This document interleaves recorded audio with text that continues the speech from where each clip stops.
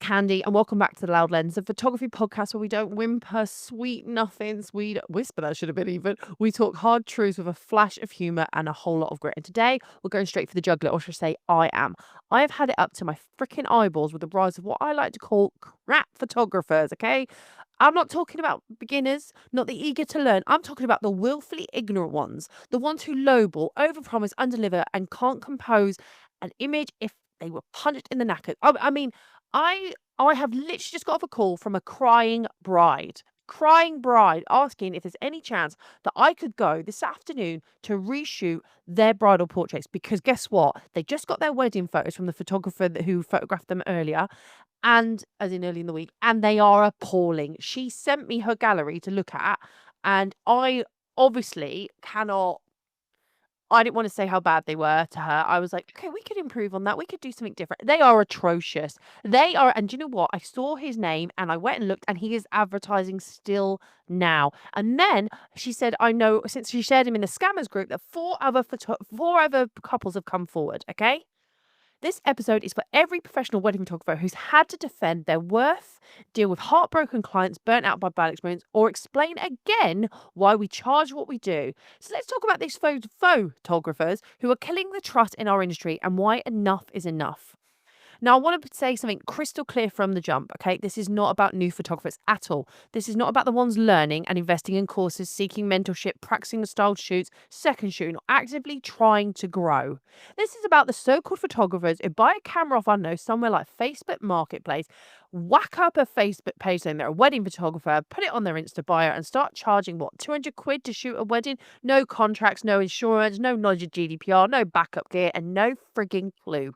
They might work Monday to Friday at their full-time job and then undercut the rest of the industry on weekends, and they think they're doing it because their mum says they're good and somehow they're entitled to do it. They don't understand lighting, they don't understand timelines, they've never touched a CRM system.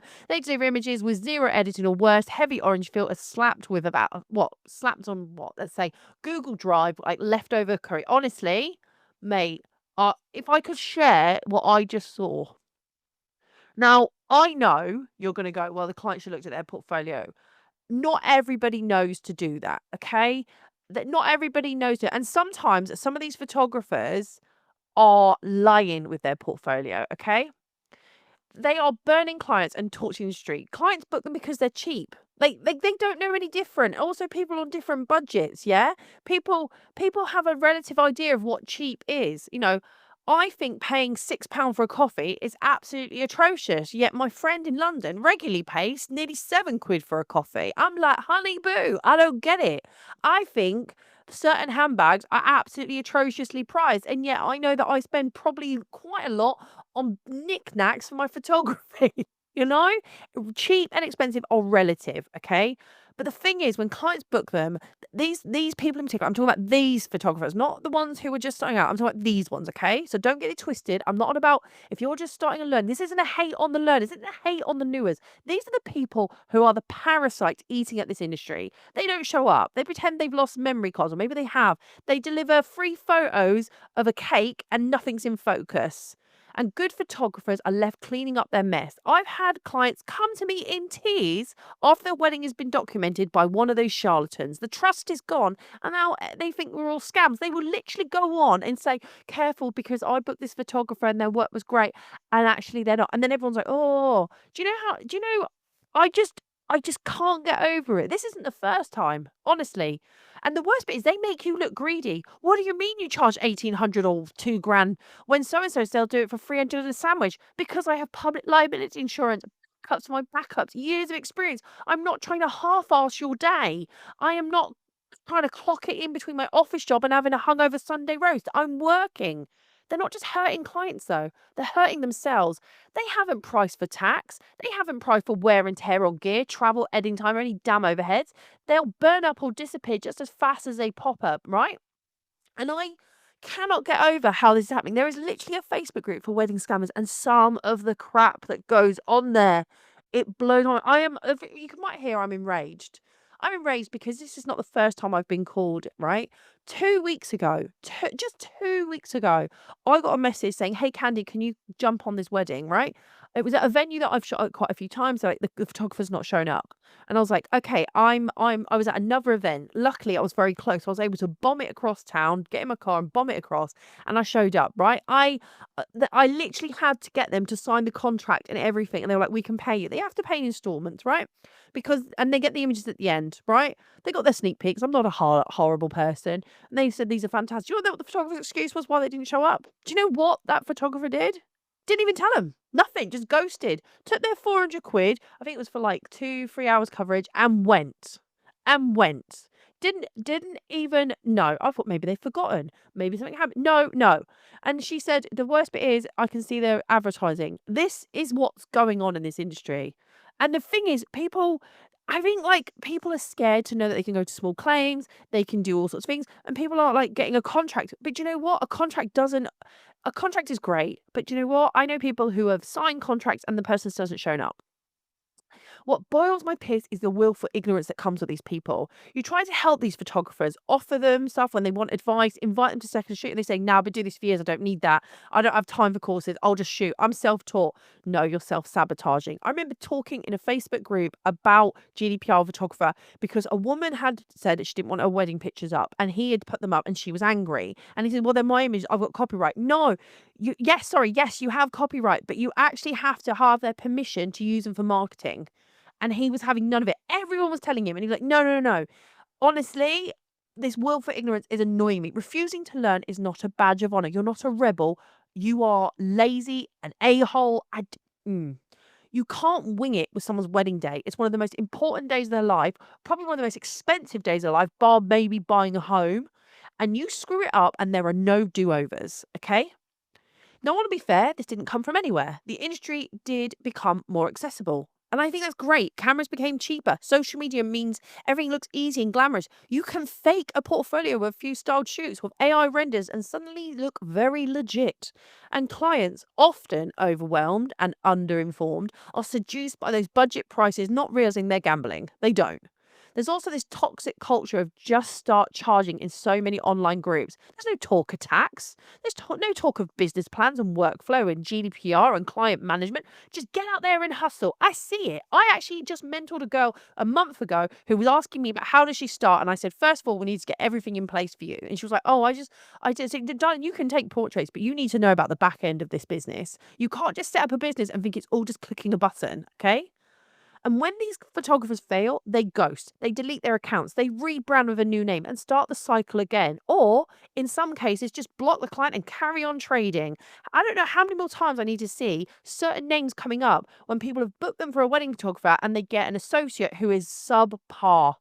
Or worse yet, that associate doesn't hand over the images, not because they've done anything wrong, but because the person who they are booked under doesn't pay them. Who's out? The bride and groom. And yet this company literally are still advertising.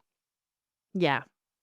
So what the hell can we do? I mean, it goes without saying raising client awareness. We need to talk more openly about professional photographers, talk about contracts, workflow, backup systems, and why experience matters. Get in these groups and chat to people. Partly that's really good for your marketing.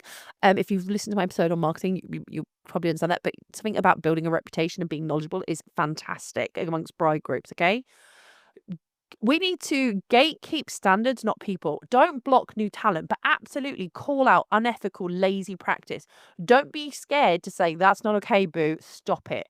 And I want to push for accountability. Industry groups and directories need to vet better. Photographers should be declaring themselves. They should be declaring their income, registering their self-employed and paying their bloody taxes. Why? I mean, I'm not saying they need to declare it publicly. That's not what I'm saying. But they should be doing that. You know how many times I hear someone say, "Oh, I just paid him cash." I'm like, great, you're never gonna get that back. I know people have a funny thing about that. Honey, you want insurance, you need to be legal. You need to be doing this. You don't HMRC are literally cracking down on this. Have you not seen the news is going on? I'm not trying to scaremonger you. It's all there for you to read. They're coming. Like they've got a whole department looking at people who are doing jobs online and trying to keep it off the records, right?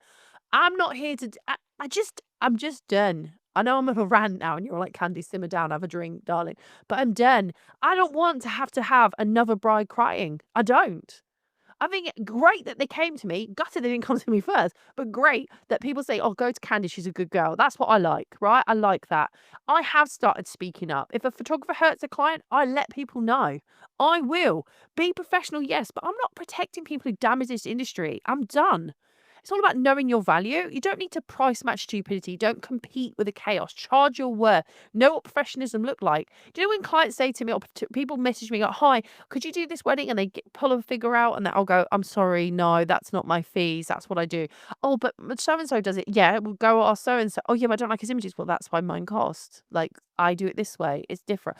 I mean, oh, I want to reiterate once again because people forget. I'm not talking about new photographers. I'm not talking about those who are beginning. I'm talking about those who deliberately are a parasite, leeching off the uneducated brides and grooms, taking their money and doing a crap job and thinking it's fine, or worse yet, not even showing up for the job. Okay? Look, I'm not here to be liked. I know. I'm here to make sure photographers doing this right aren't getting drowned out by the noise of amateurs killing their professionals. Okay? This industry deserves better. Clients deserve better. And if you're a part-time wedding photographer charging peanuts without contracts, educational ethics, or even insurance, you're part of the problem. This isn't gatekeeping. This is just asking for a basic standard. Raise your game or get the F out of ours. I think, right. I've just listened back to this. Okay, this is quite the episode, I know. I'm angry. I'm very angry, if you can tell. I have dealt with so many shit show photographers. It's annoyed me. It's absolutely annoyed me so much. I have had, it's not just in the wedding industry. I think the wedding industry is probably the most prevalent, but I have seen it in so many different. We're allowed to make mistakes, okay? I get it. But what we're not allowed to do is steal people's money. Okay? And do you know what? We have photographers everywhere in our town that we know that do this. I know that there's a photographer in this town who gave a friend of a friend, yeah, it's gonna be like a friend of a friend, twice removed, blah blah blah.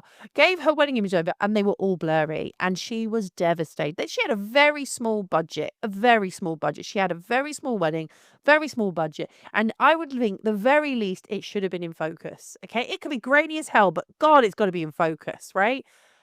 Do you know what I'm doing next week? Reshooting her for it. Am I doing it for free? No. Am I doing it at a heavily reduced rate? Yeah, I am. Why? Because she cried and I felt awful and she's a friend of a friend. And I just said, look, I'll do a quick portrait session, get your gowns on, we'll go, right?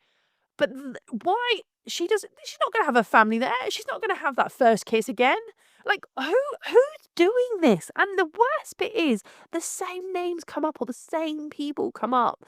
And it's like, just, I blame the hustle culture. I blame the fact that there's a lack, everyone's scared to not hold people accountable. I don't know. Anyway, I've probably annoyed somebody. I don't care.